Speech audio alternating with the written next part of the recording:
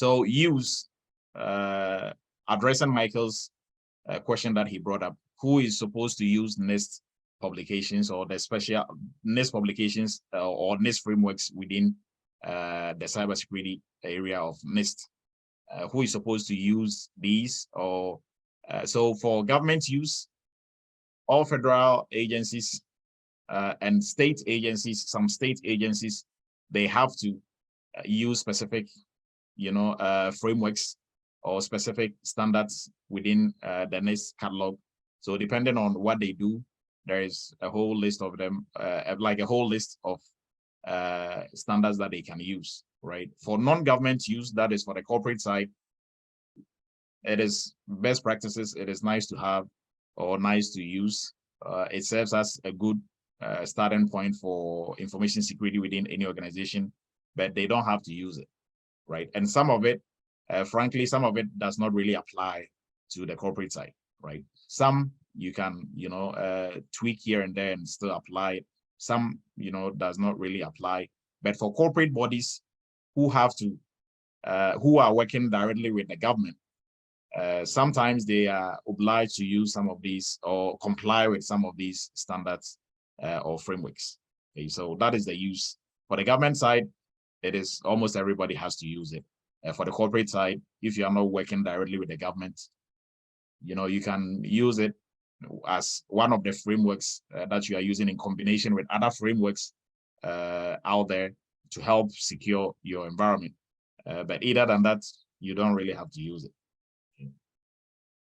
So like I was talking about, yes, I think it was 1800, not 1500. So types of NIST special publications that are out there.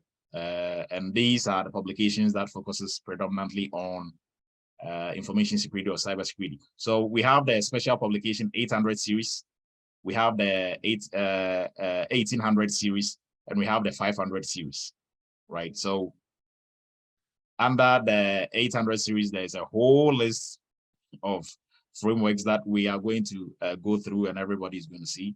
Under the 1800, there's a whole list there too. 500, still same thing. Now 800 covers computer security. 1800 covers cybersecurity practice guides, right? So guidelines for cybersecurity, and then 500 series covers information technology, right? So these are some of the not all the popular ones, but most people, like with most people, their first exposure to NIST will be the 800-53. NIST special publication 800-53, which covers security and privacy controls for information systems and organizations. This one, almost every federal agency, and most state agencies have to use this to set up to do the initial setup for their information, for their IT infrastructure, right? And for special publication 800-37, RMF, most people who are exposed to RMF, this is the publication that covers RMF, right? Risk Management Framework for Information Systems and Organization. And this framework or this standard, almost all federal agencies or all federal agencies have to use this to mitigate risks or to do risk assessment and risk analysis. And there is a new special publication 207 is very new. I don't think it's been around for, I think it came up this year, I think. And is the only, so far as I know, is the only cybersecurity publication on zero trust architecture, right? Is the only one. Maybe probably somebody came up with something or some organization came up with some that I don't know, but this is the only one. Zero trust used to be a concept within the industry, but NIST has solidified it and has actually made it a standard. So you can, if your organization needs to use zero trust, this is a good place to start the ball rolling. It gives you a lot of good info, how to set it up and what it's all about. And if you don't know about zero trust, this is your first time of hearing about zero trust, you can look into it. And 800-818, 181. This is also really big.